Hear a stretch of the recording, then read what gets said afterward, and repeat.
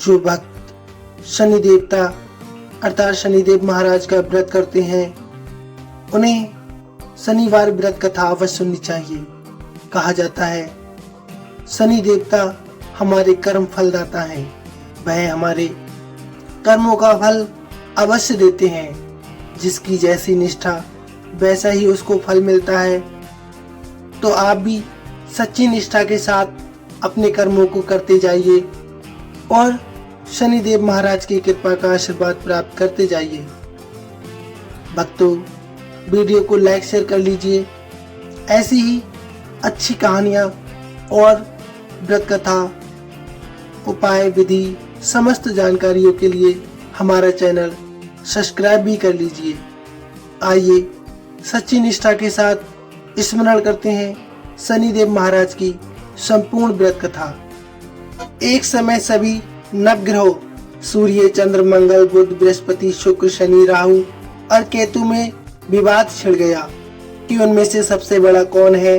सभी आपस में लड़ने झगड़ने लगे और कोई निर्णय न कर पाने पर देवराज इंद्र के पास निर्णय करने के लिए पहुंच गए। इंद्र इससे घबरा गए और इस निर्णय को देने में अपनी असमर्थता जताने लगे, परंतु उन्होंने कहा कि इस धरती पर एक राजा है जो हमारा अवश्य न्याय करेगा। उन्होंने कहा राजा विक्रमादित्य है जो बहुत ही न्यायप्रिय राजा है, वे ही इसका निर्णय कर सकते हैं। सभी ग्रह एक साथ राजा विक्रमादित्य के पास पहुंच गए और अपना विवाद बताने लगे, साथ ही निर्णय के लिए भी कहने लगे। राजा विक्रमादित्य इस समस्या को लेकर बहुत चिंतित हो उठे, क्योंकि वह नहीं जानते थे कि जिस किसी को भी छोटा बताया जाएगा वह कुपित हो उठेगा। तब राजा को एक उपाय सूझा। उन्होंने स्वर्ण रजत कांस्य पीतल सीसा रांगा जस्ता अभ्रक और लोहे के 9 सिंहासन बनवाए और उन्हें इसी क्रम से रख दिया।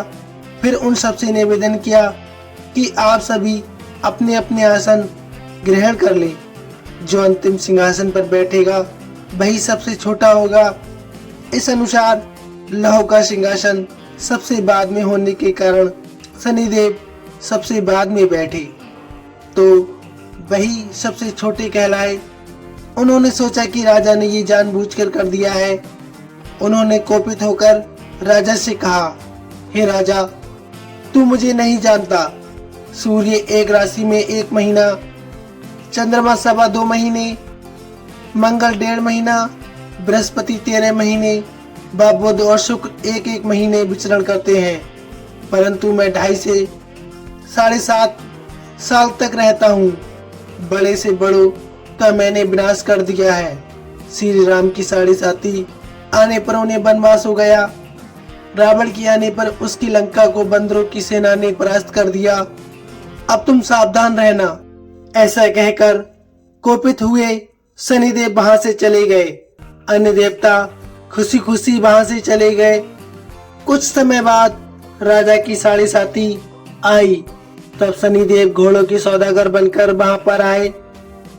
उनके साथ कई बढ़िया घोड़े थे। राजा ने यह समाचार सुन अपने अश्वबल को अच्छे घोड़े खरीदने की आज्ञा दे दी। उसने कई अच्छे घोड़े खरीदे व एक सर्वोत्तम घोड़े को राजा की सवारी हेतु दे दिया।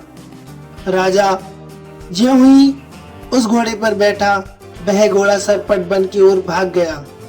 भीषण वन में पहुंच गया और वह अंतर्ध्यान हो गया और राजा भूखा प्यासा भटकता रहा।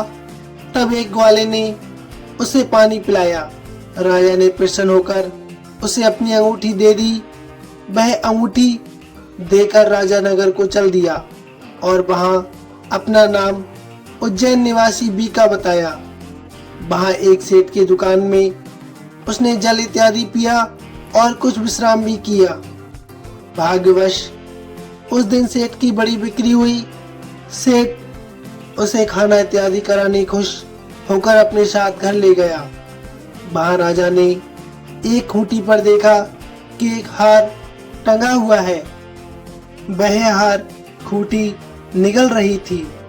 ऐसा देखकर राजा अचंभित हो गया। कुछ देर बाद सेठ वहां पर आ गया और हार को गायब देख उसने समझा कि बीका ने ही उसे चुरा लिया है। उसने बीका को कोतवाल के पास पकड़वा दिया।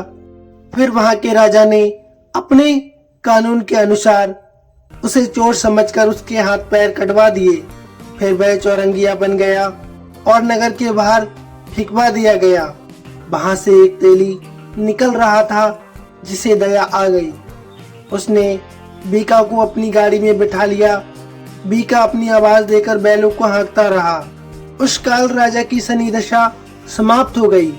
वर्षा काल आने पर वह मल्हार गाने लगा।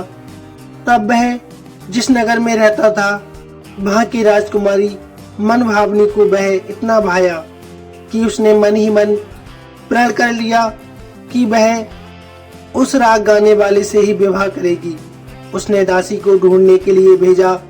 दासी ने बताया कि वह एक चौरंगिया है, परंतु राजकुमारी नहीं मानी। अगले ही दिन से उठते ही वह अनशन पर बैठ गई कि वह विवाह करेगी तो उसी से, वरना ही वह कुछ भी नहीं खाएगी।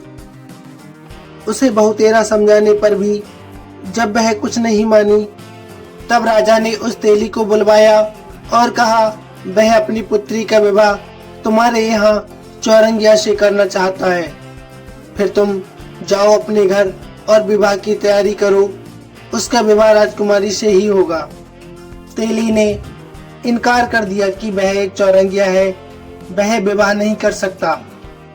फिर राजा ने आज्ञा दी, यदि वह विवाह नहीं करेगा तो उसके हाथ पैर हम कटवा देंगे। डर की वजह से उसने राजकुमारी और चौरंगिया का विवाह करवा दिया।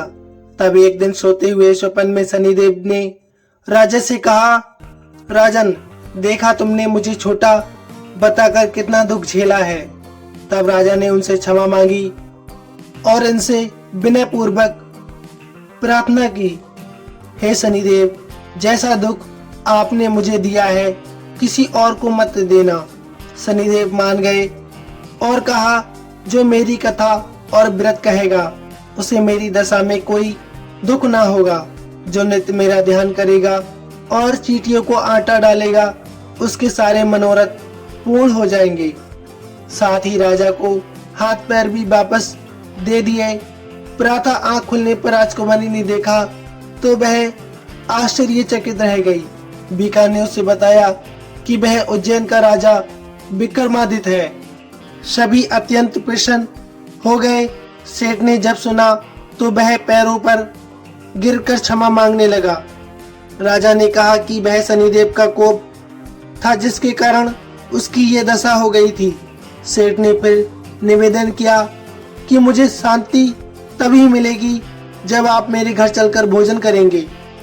सेठ ने अपने घर नाना प्रकार के व्यंजनों से राजा का सत्कार किया। साथ ही सबने देखा कि जो खोटी हार निगल गई थी वह उसे अब उगल रही थी। सेठ ने अनेक मोहरे देकर राजा का धन्यवाद किया और अपनी पुत्री श्री कमरी से विवाह करने के लिए निवेदन किया। राजा ने शहर स्वीकार कर लिया। कुछ समय पश्चात राजा अपनी दोनों रानियों मनभावनी और श्री कमरी को सभी उपहार सहित लेकर उज्जैन नगरी को चल दिए। वहां पर उज्जैन वासियों ने सीमा पर ही उनका स्वागत किया। सारे नगर में दीपमाला हुई। बस सबने खुशी और मंगल गीत गाए। राजा ने घोषणा करवा दी कि मैंने शनिदेव को सबसे छोटा बताया था, जबकि असल में वह सर्वोपरि है। तब से सारे राज्य में शनिदेव की पूजा और कथा नियमित होने लगी। सारी प्रजा ने बहुत समय खुशी और आनंद के साथ बिताया। जो कोई शनिदेव की इस कथा को सच्चे हृदय से सुनता है उसके सारे दुख दूर हो जाते हैं। व्रत के दिन इस कथा को अवश्य सुनना चाहिए, जिससे भक्तों का उद्धार हो जाता है और उनके जीवन में चल रही शनि दशा समाप्त हो जाती है। शनि दोष भी नहीं रहता। और शनि साढ़े साथी की तो बात ही मत करो, क्योंकि शनिदेव अपने भक्तों को सदा ही खुशी रखते हैं। तो भक्तों, आपको कहानी वृतांत कैसा लगा प्लीज कमेंट में अवश्य बताइए।